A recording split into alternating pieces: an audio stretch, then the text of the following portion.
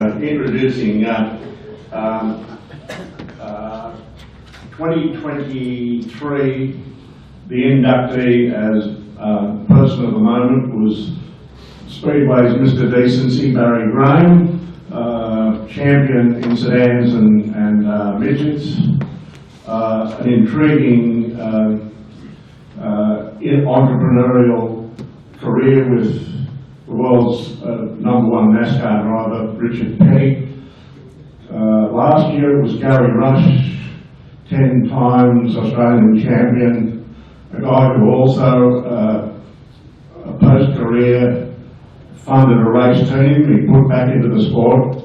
When there was financial troubles at Speedways, he was the first to put up his hand. How do you follow acts like that? Well, the committee has come up with a doozy. I'd like to say, Mount Druitt, make some noise, give it up for Dennis Newlyn.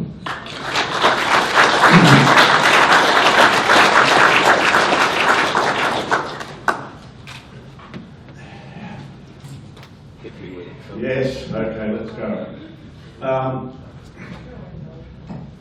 It was on the 5th of March in 1949 when Dennis Michael Newlyn was born in a hospital. He wanted to be close to his mother. Equally significantly, 5 weeks later, he made his first appearance at a Speedway venue. Sydney's Showground Royal. This is 5 weeks of age. Curiously peering out from a bassinet. What he observed that day obviously resonated because rarely a weekend has gone past in this gentleman's life when he wasn't at some Speedway venue. Our VSA person of the moment is now an internationally recognised Speedway statistician, a publishing potentate, a multimedia mogul. And today we have the opportunity to strip away some of the veneer from this learned historian, and let's listen and learn from Speedway's font of knowledge. Hello and welcome to the world according to Dennis Newlyn. All right, so Dennis, take us back the early warm-up laps, growing up in Sydney's eastern suburbs, and tell us what the best aspects of the life as a primary school kid, sedans convent student, halfway between Bondi Beach and Australia's best golf course, the Royal Sydney. But what was the really good aspects of it? What was life like in those days?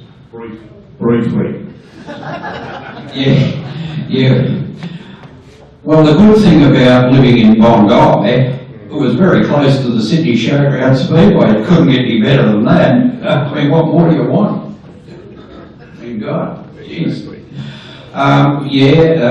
Growing up in Bondi, lived in a flat on the corner of Villinger Avenue and Kalua Street in Bondi, and of course just down the road was the garage of Jelly Knight Jack Murray, and some of the luminaries from the Redex trial would be there frequently, and of course I couldn't resist the opportunity of going down there, and I can remember one particular afternoon that I went down there. It would have been probably around October 1961, and here's the Leroy Warren Oppenhauser. Well, because later on I went to the McGee's, but in Victoria Street, King's Cross, but it was just a great time, Phil. Growing up, very early days, yes, but I just knew what I wanted in life. And I used to buy the afternoon papers, the Sun and the Daily Mirror, with my pocket money. And I'd read the Speedway articles by Peter Muscat, even Bill Morty, in the Sun, the Daily Mirror. And I decided right there and then, still in primary school, one day, I wanted to get into print in a Sydney daily newspaper reporting Speedway. It was a hard slog. It took a long time, but I'm very humbled by today as well. This means a lot to me, and I suppose the one important factor here is over the 60 years, my enjoyment for Speedway, I've been able to share it with people who, like here today, through the written word or behind the microphone, and that to me, Phil, means everything. All right, well, take us back to those years, like the first memories of the showground. You went to the sports ground with your family, and who was the first real hero that you encountered, you know, being a 5 or 6 year old back in those days? Did you get to Windsor? Did you get to Westmead? Tell us about that, Dennis. Well, I suppose the very first person who impressed me would have probably about 6 years of age, and my mum and dad, who met through Speedway, and they gave me the passion, and then I had to do the rest.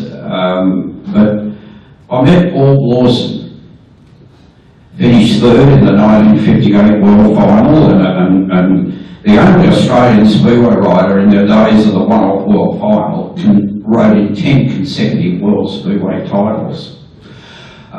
Very significant achievement in its own right. So my mum and dad knew Paul. So one night at the Sydney Showground, before the racing started, where mum and dad and myself were walking around the back there where you could buy the hot chips. Do you remember those, Phil? Yes. What was the night without those at the Sydney Showground? Tasmanian potatoes. And Tasmanian potatoes. Well said, Phil. Thank you. My dad introduced me to Paul Lawson. I'm standing there staring up at this man with the leathers, the scarf, the riding boots, like a gladiator ready to go into battle. And I'll never forget it.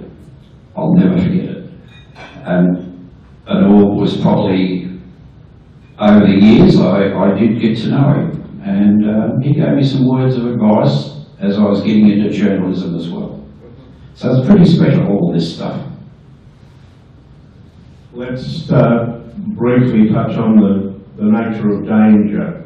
There were lives lost before in front of you at the showground. The Jeff Freeman fatality, I know you had a personal grievance over all of that and what it meant for the sport. The tragic aspects, for example, you were telling me a tale of Jeff Curtis, the solo rider. Yeah, well, I don't want to go into too much doom and gloom, but we know Speedway is a very, very dangerous sport. And yes, the afternoon on May 9, 1965 at Westmead Speedway, probably a lot of people in this room were there. I was there. A tragedy. But one of the other people you just mentioned, Jeff Curtis, now, very quick story here. I was writing for Rev's Motorcycle News in 1973, and I did a feature story on Jeff. He was ready to go back to England to ride for the Reading Races, which in those days was run by one of the leading promoters in British Speedway, Reg Fearman. And Jeff was very buoyant, very enthusiastic about the year 1973. Very briefly, he rode, very successful, but he did tell me in the story that I wrote he would not ride when he came back to Australia that 1973 summer. So we fast forward to December 8, 1973, and a tragic accident that involved Barry Van Prague, who was confined to a wheelchair for the rest of his life. Well, now, the following week, December the 15th, 1973, the New South Wales Solo Championship was going to be held. Now, suddenly, promoter Owen Bateman did not have a rider. He had to find a replacement.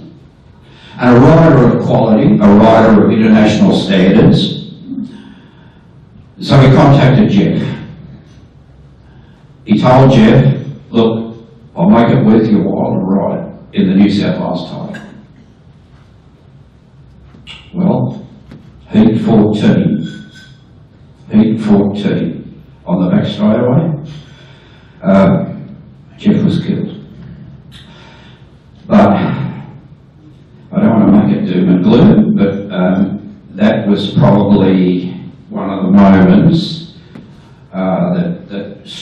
that really hit me hard, because I'd seen he had a white Dodge Phoenix. I'd seen him probably at the end of the 72-73 season when he told me he wasn't going to ride.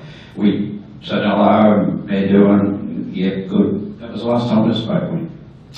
So, you know, we know the dangers of Speedway, but just to cheer up the theme of this interview, I don't want to dwell on that. Just going back to the days at Bondi. You were going to ask me this, but I'm going to get in ahead of you, Phil. The primary final. Yes, yeah.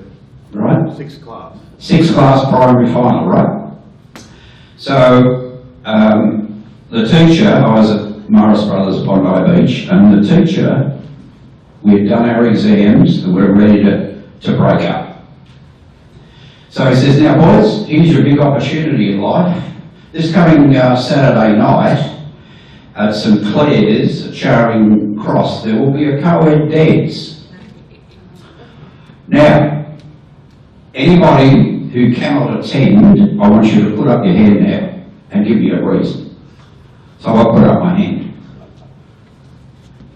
He said, Dennis, you got a problem? Why can't you attend? This is a big opportunity. I said, oh, not really. I won't be going. He said, why? I said, well, there's an American Speedcar driver by the name of Bob Tattersall. He's making his season debut this coming Saturday night. I can't miss that. Sorry. I gotta believe it. He goes, he stared at me for about 10 seconds with a look on his face that I could not explain, even go close. He said, all right, Dennis, I'll mark you absent. But there's a footnote to that. And you never know with life, Phil. But I know some of the boys in the classroom who I've seen in later years, they met their future wife there. Lost opportunity, didn't it? So you can never tell what the cards play. I wonder, because the sad part of all of this is probably the fact that I remain single all for the rest of my life to this day, which probably prompts me, without notice, to drop in a quote from 1964 US Government Attorney General Robert F. Kennedy, brother of the slain 35th American President John Fitzgerald Kennedy. Robert F. Kennedy said, and I think this applies to the night at Charing Cross, I think he said this for me, some men see things as they are and ask why. I dream things that never were and ask why not. So I just wonder what would have happened had I gone to that dance. However, on the night, Sitting here today. I may not be sitting here today. We wouldn't be sitting here. We wouldn't be sitting here today, but it's very sad, really, because yes, I've never married, and I guess if that's the part, well, you got to play with the cards you're dealt with in life, and so be it. But the good note on this, Bob Tattersall won the feature race that night, as you would expect. All right, so we've established now that you're blaming St Anne's in 19, what was it? 19, anyway, you're the dates man, not me. So So, unlike a lot of us in this room, you've never been guilty of pestering females, you've never consumed massive amounts of alcohol, you're not into music. I mean, you and I we rode 500 miles out of our way to get to Virginia Beach to see Bob Seger and the Silver Bullet Band farewell concert, and you said, "I'll keep an eye on the car." True story, folks. Dennis, you've never seen the Bathurst 1000 or the Bathurst 500 race. You've never, you don't follow V8s. I was talking to you the other day about Formula One, and you thought I was talking about a baby food. But rugby league, that's sort of niggling away at the, this is the Solidarity Make Speedway Great Again party leader, and there was a suggestion at one stage you were going to jump ship to rugby league.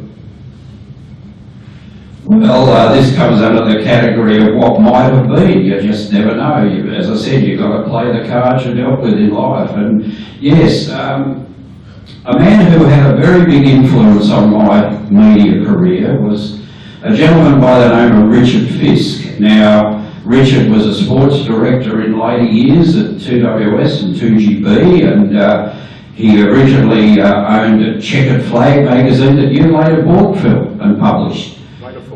Yeah, how do you make a big fortune in publishing, Phil? Finish with a small. Yeah, start off with a small one, yeah. I don't know. So, anyway, he did a magazine called Rugby League, and he rang me up and he said, "Listen, Dennis, you follow rugby league?" I said, "I sure do." I said, "That's probably second closest. There'll never be a replacement for Speedway." And you're right about Formula One and not interested, not so much I'm not interested in Bathurst, but it's only Speedway, Phil. That's my life, right? That's all I want. Dennis, this is, we can expose, this won't get out of the room today, I hope, but we can expose the problems that Dennis had with the tax department. Not true. No, you had trouble with the tax department. Where it said occupation, you wrote in nothing but Speedway. Well, you could put it that way, sort of, yeah. But now I pay my quarterly GST that they slug me with through my website, and if you haven't got onto the website, Keith Nichols is the man who organises all that for me every day. He puts the news stories on www.speedwayillustrated.com.au, and thank you so much, Keith Nichols. But getting back to your rugby league story, getting back to your rugby league story, I had the opportunity to do a full season of rugby league, writing for Rugby League magazine through Richard Fisk. Now, come the end of the season, because the New South Wales Rugby League at the time did not like Richard Fisk and his magazine. It was kind of outlawed because they had the Rugby League program they used to produce. They had Rugby League Week. And this was a bit of a renegade coming into their territory. So it wasn't really well liked, Richard Fisk, by the New South Wales and Australian Rugby League. However, we were able to get through to do a lot of stories, and I must say that over the years I wrote stories on Mick Cronin and Terry Fernley and Ray Price, and got to know these people. So come the end of the season, I could see there may be an opportunity here for me. I'd never give up Speedway. That's always going to be the number one on the list. There's no question. That's not even negotiable. But it'd be nice to do a backup career somewhere in journalism. Something for the winter months. Well said, Phil. So I was writing, as I said, for a publication called Reb's Motorcycle News, and this is probably being a bit naive, a bit immature. I was a lot younger then, and you don't see an opportunity when it comes along. And quite simply, this was an opportunity that I really blew, because I said to Jeff Collison one day, "Listen, Jeff, Modern Magazines, you know Modern Magazines, the building in Boundary Street, Rushcutters Bay, that's where..." Yeah, near the old Sydney Stadium. Well, that's where Rugby League Week was produced, in the same building as Rev's Motorcycle News. And instead of me doing the legwork and going down and knocking on doors at Rugby League Week and the big league program, I said to Jeff, "Oh, Jeff, could you just ask them for me? Would they want another writer?" And anyway, I rang him the day before. He said, "Oh no, they don't want anyone." Now, if I have my opportunity tomorrow to do this, I just go down there now and knock on their door until I wouldn't go away. I mean, I just go there until they gave me the opportunity to write rugby league. So you could say that was an opportunity I missed, I guess, Phil. You know, like I'm not overly disappointed, but it was there for the taking. There was no question of that. And I did get to know rugby league people, and I still know that Jeff Gerard was one of the people involved with the Rugby League magazine. I became, and I became very good friends with Jeff. And I remember there was a lady there who used to work there. Her name was Julia Shepherd. Now, Julia came into the Rugby League magazine as a cadet journalist, and I was having a talk with her one day, and I said, "Julia, what do you want to do?" She said, "Oh, I want to get heavily involved in rugby league," and I said, "Well, you got a pretty good style of writing. I think you should pursue it." Well, she did what I didn't do. She went down and knocked on the door, got into Rugby League Week, and ultimately married the fullback for the New York Jets, Newtown Jets, I should say, Phil Six. Yes, slight difference. Phil Sixworth. So you see, you've got to take your opportunities, you know. And the just quickly, the other disappointment, I guess, was 1981. Was when I was doing the Speedway for 2WS, and Doug Hogan was the sports director there, and Ian Trent, who later went on to be the sports director at 2KY. Now, they came to me and they said, "Dennis, we would like you to report on the 1981 Bathurst 1000. And I said, "But that's not Speedway." We've got a bit of a problem here, it's not Speedway. So I knocked it back. Mark was absent again. And so anyway, they got Bill Woods to do it. That opened the door for him to become very heavily involved with Network 10, sports director. So in the rough and tumble of the media, the lesson over the many years I've learned was you never knock anything back when it comes your way. You've got to do it. Now, before we move on and getting back to you personally, can you give us take us back to the 50s? Take us to the 60s and 70s. Let's move on. Quickly, your summary in 3 or 4 sentences, the Sydney Showground, and then we'll talk on Parramatta and then Liverpool. What was it to you? What was the magnitude and the greatness of Sydney Showground? Well, firstly, it was the mecca of Australian Speedway, and it was the biggest show in town on a summer Saturday night in Sydney. It had colour, excitement, thrills, spills, massively talented speedway competitors, whether they be solos, sidecars, speed cars. The show was a slick running show, 2.5 hours. You were in and you were out of there. Beautiful facilities, close to the CBD of Sydney. You could get there by private or public transport. And it was just the mecca, the absolute mecca. The media couldn't get enough of it. We had so many people in the media who were just a part of covering the Sydney show, and that was their job. That was, the sport was up in lights, it was on TV. It's incredible to think that the Sydney Showground got more TV airtime in those days, in the 60s, than rugby league today. That was no incredible. Right, moving along, Liverpool Speedway. Give us a package on it, a mouse that roared.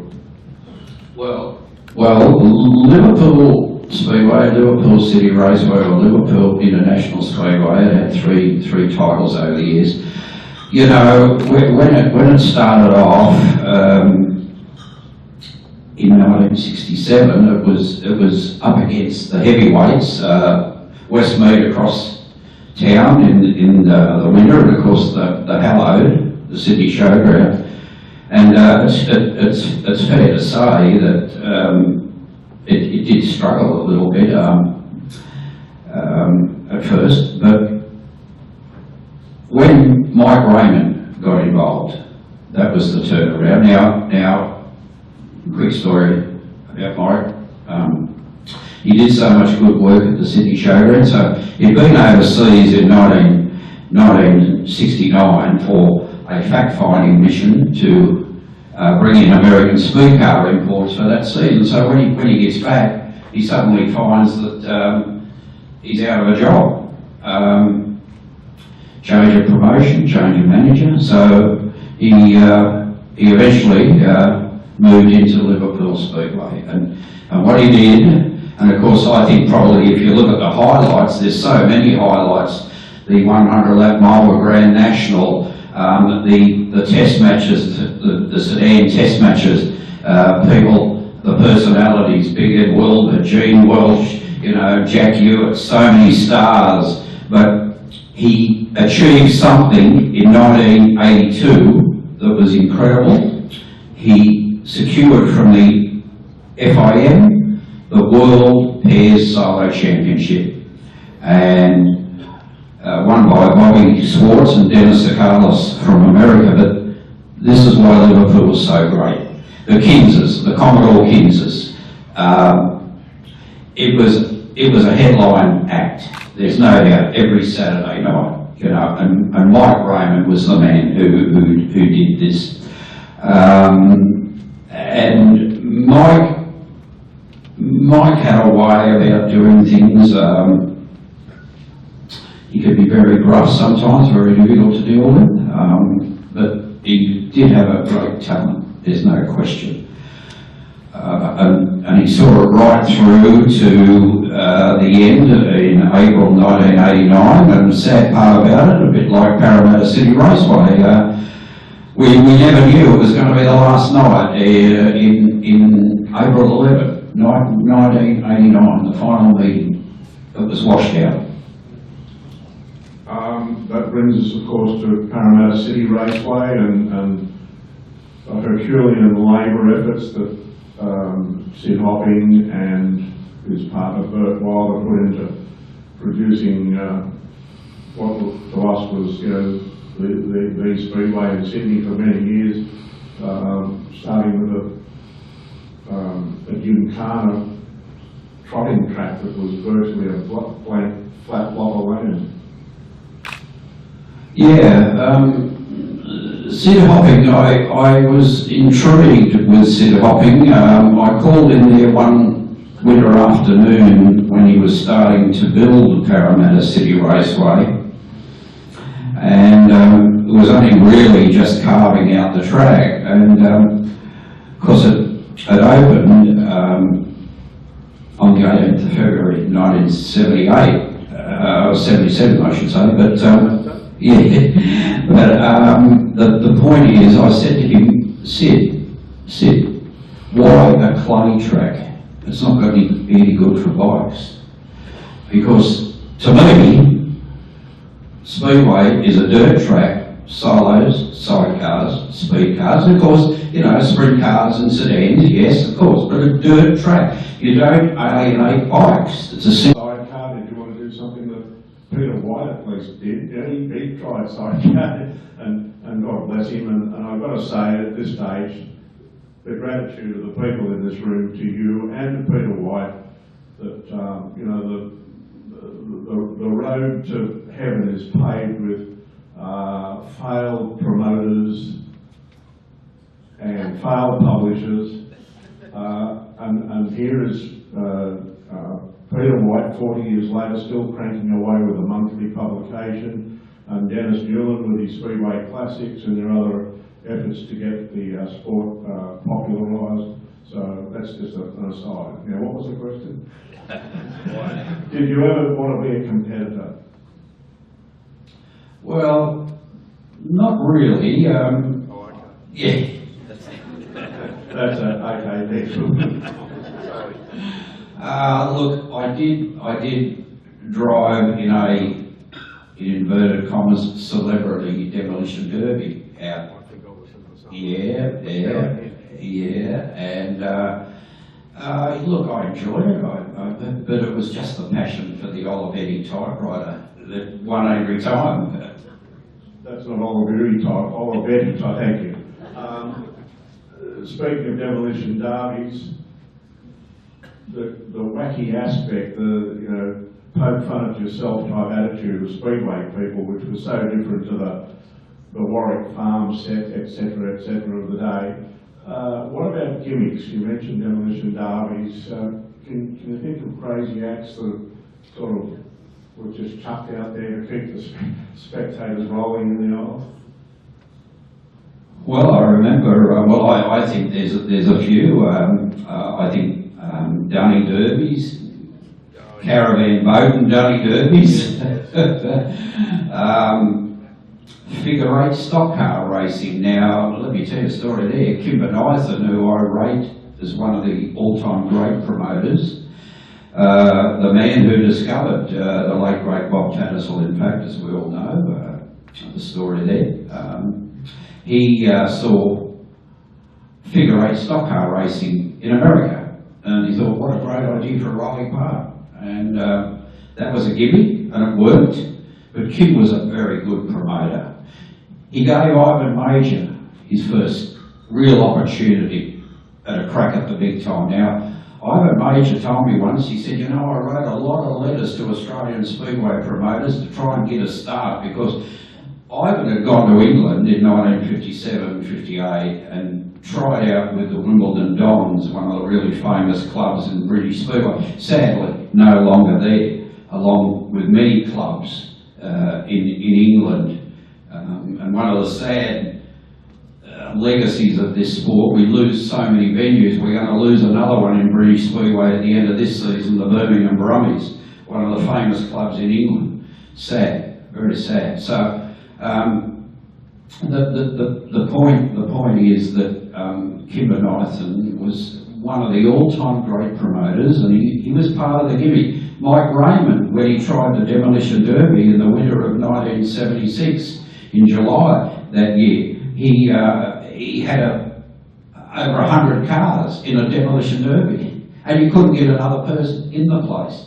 So gimmicks do have their role in Speedway, there's no doubt about it. Sadly, back in the golden era, as I called it, the sport was strong enough to stand on its own 2 feet. You didn't really need the gimmicks.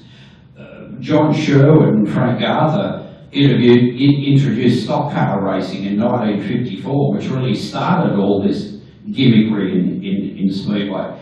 But that was just a little side attraction. That was not going to be. Now it's a prop sometimes to hold the sport up, to get people through the gate, which is probably a sad reflection on where the sport is at today. And I don't say that in criticising the sport, but the sport's got so much opposition out there for the entertainment dollar.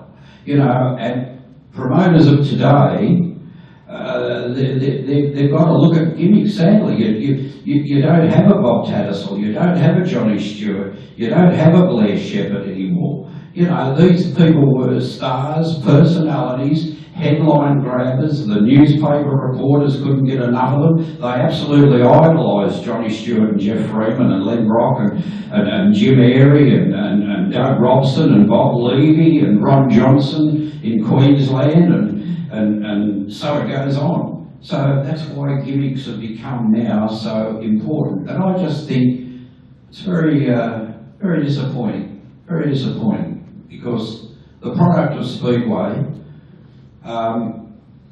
it's a great product when it's promoted properly.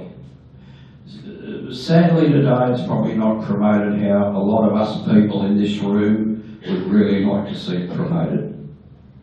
So you never saw a promoter on horseback? Yes. Ron Wanless at the Sydney Showground, 1979-80 season, yes. Ron ran the show from in the middle of the arena on a horse. Yep. But sadly, these were the days that the Sydney Showground Speedway was dying, you know, and it was heading for big trouble. Sad reflection, you know, 26 people closed the Sydney Showground. And you know, I'll just tell you a story about this. In 1988, a colourful character from Melbourne rides into town by the name, his name was John McNeil, and he rang me up and he said, listen, I'm going to try and get Speedway back at the Sydney Showground and I want you to write some stories. And I was doing stuff for the Sun Herald in those days. I said, yeah, sure, John, I can put a few stories together. And he said, we're going to have a court case at the Land and Environment Court in Sydney. Would you come along to this? And I said, yeah, okay, I'll go along. Well, let me tell you, this is how the world has changed. The Sydney Showground and the Brisbane Exhibition Ground and Rolling Park in Adelaide and Claremont Speedway in Perth, on average, well, particularly the Sydney Showground, would run 34 meetings in a summer season, right? This Land and Environment Court hearing was for allowing the place to open, the Sydney Showground, for one night only. Well, the opposition to having Speedway return to the Sydney Showground, I couldn't believe what I was hearing.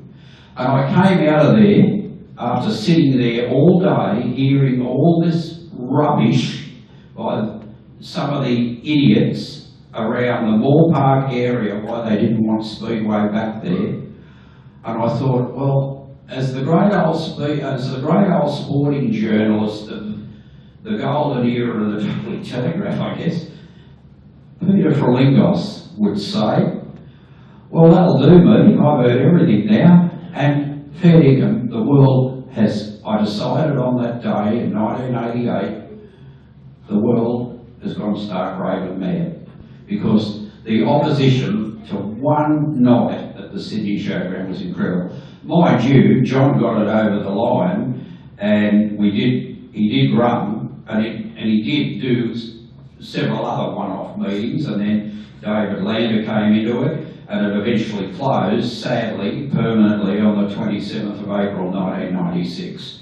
But it was just a reflection of the changing times, and to some extent probably Speedway didn't see it coming either. You know, they didn't move with the times either. So there's probably a little bit of fault on both sides. Yeah, there were no big heavy hitters that were getting behind our sport the way that, you know, Mike Cannon Brooks is buying into Formula One teams and someone else is spending $500 million on something. There was no one giving us the push along, unfortunately, and like you say, one night out of 365 and with a 10 o'clock curfew, etc., etc., etc., I mean, on a Saturday night. So rare. Dennis, your other activities, the fan ban and other aspects of peripheral Speedway entrepreneurship, can you just give us a little bit of a background on that?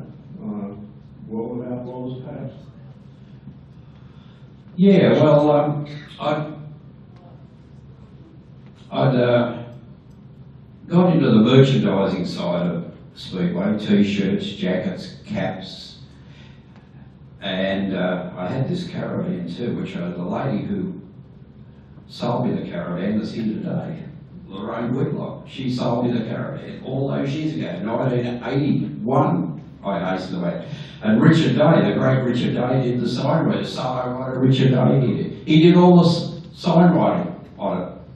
So I thought, you know what, I'm going to do two things here. I'm not only going to go into t-shirts, but I want to bring in the American Open Wheel magazine, and I wanted to promote it in Australia. And I wanted to promote it in a way that if you could buy it in America on a weekend, you could buy it in Sydney on the same weekend.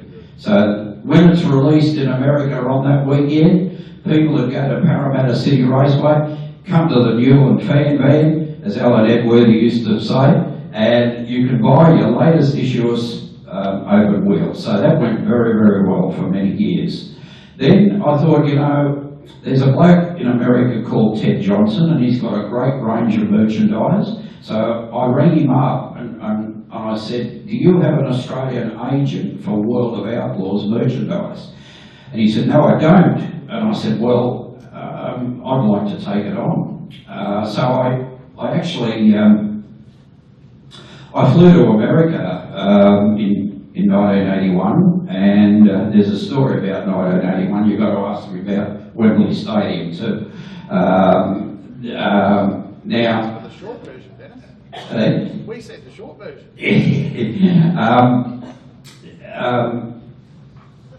I saw Ted Johnson. He wrote me out. He said, you've signed a contract, so I signed. And the guy from Open Wheel, we got it all together pretty well, and it worked very well. The merchandising was very, very good. I did that for quite a number of years, and I enjoyed it very, very much. Yeah, it was good. Okay, well, you've got us puzzled now. The World Final, 1983? 81. 81, sorry. You're the dates man. Come on. Well. Yes, 1981, a year that we're living in. Well, the 1981 World Final was going to be held on the 6th of September 1981 at London's Wembley Stadium. Now, by then, I'd been to the Knoxville Nationals in late August 1981, so I'd flown back to Los Angeles, and I had probably a stay over of a week and a half in Los Angeles, and I thought, you know what, I've got an American Express card here. I think I should fly to London for the World Final because it's on early next week. What, as you do. So I thought, now, let me go into this a bit more. Where can I stay? Who do I know? Short notice. No, it's looking now in the too hard basket. So then I came to the conclusion they'll never close Wembley Speedway. It'll be going forever. They will continue to hold world finals at Wembley. Phil, I've got to tell you, I'll go in a few more years for sure. They're never going to close Wembley Stadium for Speedway. Home of the Wembley Lions. I mean, you couldn't get it any better. You know, they produced a world Speedway champion in Freddie Williams for Wembley Lions, who won in 1950 and 1953. I mean, it was never going to close. They closed it, and that was the last world final ever held at Wembley Stadium. So my big regret, you ask about regrets, yeah, I never saw a world final at Wembley. I saw a world final at Los Angeles the following year, which is a good story too. For next year. Let's try and compact a little bit. One sentence answers maybe, or elaboration where necessary. The best race you've ever seen, the best single race you've ever seen. Well, there's three. Knew it'd be a long answer. Well, I'll compact it. March 6, 1965, Sydney Showground, Australian Speedcar Grand Prix, Jeff Freeman, best driver of his career, beat Bob Tattersall from behind, 3 laps to go, 25,000 people in the house. He passed Bob Tattersall on the back straight in front of the coronation stand. You could hear the roar of the crowd, and I looked around the hallowed Sydney Showground. Every person was out of their seat, standing and clapping. The boy from Paddington, up the road, Gilmore Road, Paddington, he's just... Glenmore Road, Paddington, he's just lowered the colours of Bob Tattersall. So, that was special. February the 12th, 1966, Johnny Stewart won his first of 3 Australian Speedcar titles. Now, this was one for the ages, because there was no way he was going to win that. He was behind on points to Len Brock. All Len Brock had to do was stay with him to win it. He didn't have to win the race. Johnny Stewart had to win to win the national title, had to finish 4 positions ahead of Len Brock. They both started on the back row, position 19 and 20. Stewart drove the wheels off the Holden track burner, the McGee Shell fuel-injected Shalimar Spares Holden track burner. And I believe it was his greatest race. He won the national title. Brock made a tactical error. He changed cars and he went into the little Burko where he had been previously driving the big Burko, because the Monday night washed-out meeting he won in the little Burko because the big Burko was still in Brisbane and had been washed out. So what I would say those are, and the third one is February 1975.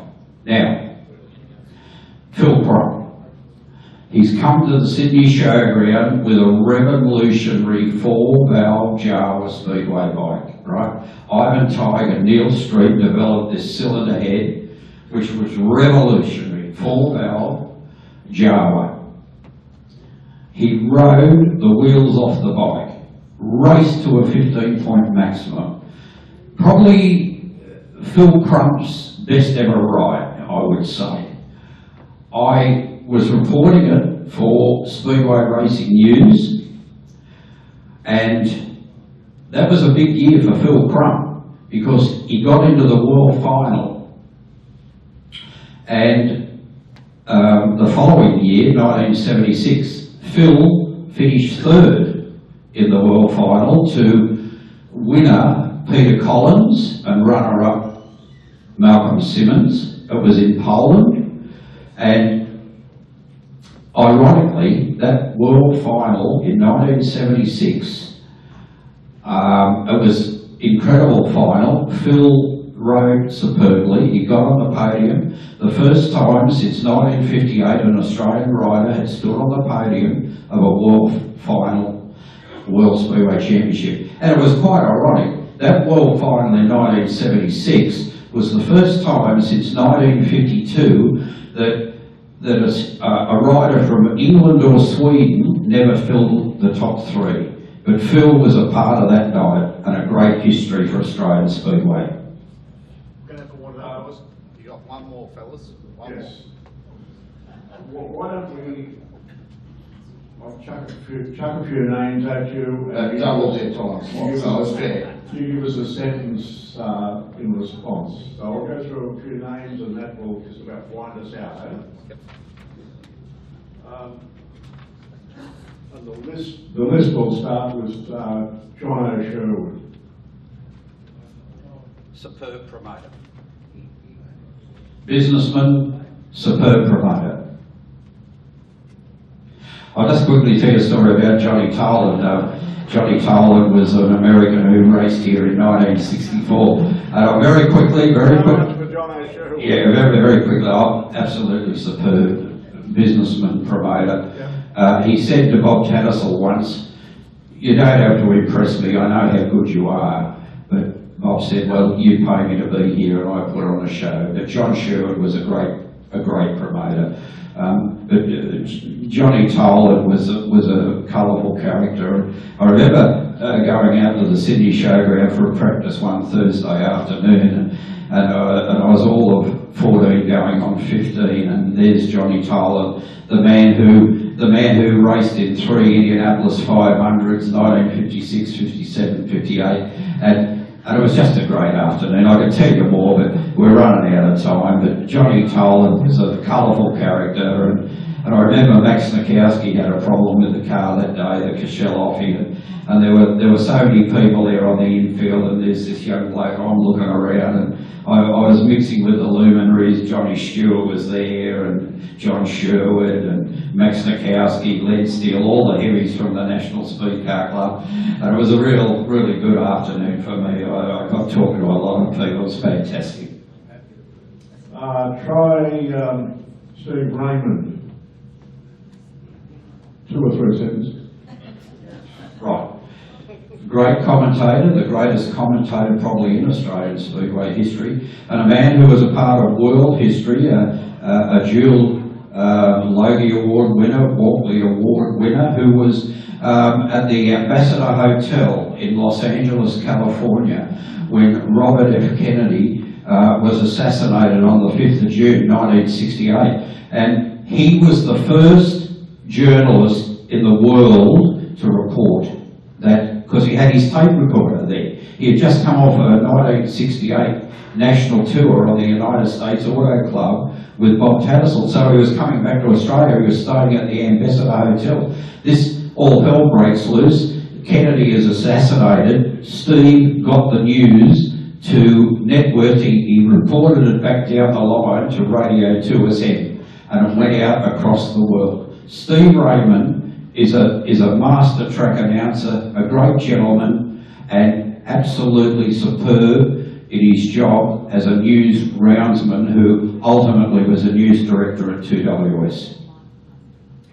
And for the grand finale, your all-time hero and your encounter with him in the pits at Liverpool, or the car park at Liverpool, AJ Foyt. Yeah, well, that was an interesting night. The 12th, I remember the night so clearly because I was so disappointed at first. 12th of January 1975, AJ Foyt's first visit to Australia, and the press conference out at Sydney Airport when he arrived, I went to that and I couldn't even get in the door. And I thought, all I want to do is talk to AJ Foyt.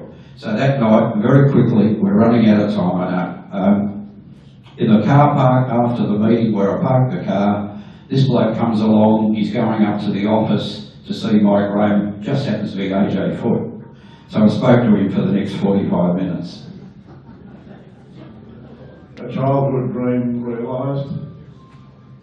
Yeah, I'll take that as a yes.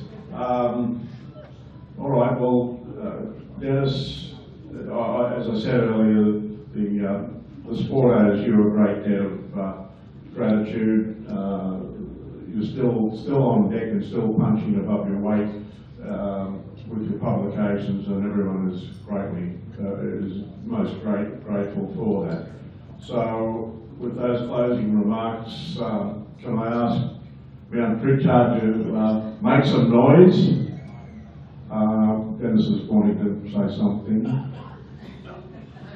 Very quickly, I just want to say something. I was driving out here today and I had a phone call from Gary Rush, and Gary apologised profusely for not being here today, and he wished everyone an enjoyable day, and we did thanks for the memories last year with Gary, and I put him in the hot seat. Now I know what it's like to be in the hot seat. And finally, I just want to very quickly, I won't take up any more time, I really won't, but I've got to thank a couple of people. Rich and Carol Day, Carrick Video, they provided and helped me with some footage for what you saw. Brian Carney, Carrick Video editor, he helped me tremendously. Keith Nichols put it together. Without Keith, I couldn't have done it. Keith Nichols is the master who does all these good things for me and looks after my website. And the people from Channel 9, particularly Jane Azzopardi, Kate Creed, Mackenzie Price, those people, they did so much. The people at Lismore, NBN TV and Prime TV, at least they were magnificent with all of this. Look, there's so many people that I could thank, but we're out of time. But I just want to thank everybody because I just have the love of the sport and I like to write. And it's not for me, it's for the people. If you enjoy what I write, and I just love doing it, and I want to continue to do it. Thank you very much. Make some noise now for it, come on. Our man at the moment, our president at the moment, Dennis Newlyn. Hey, Christo, stand up together.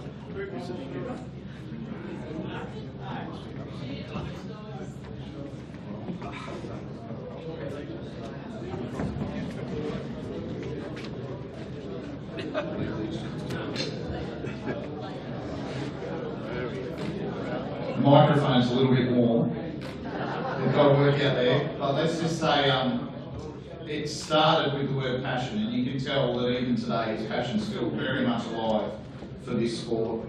To think of the sacrifice that Dennis has made for this sport and for all of us, that speaks volumes. So the last thing I get to say is thank you, Dennis, thank you, Phil, but more importantly, thank you to Keith, Kevin, the BSA for allowing me to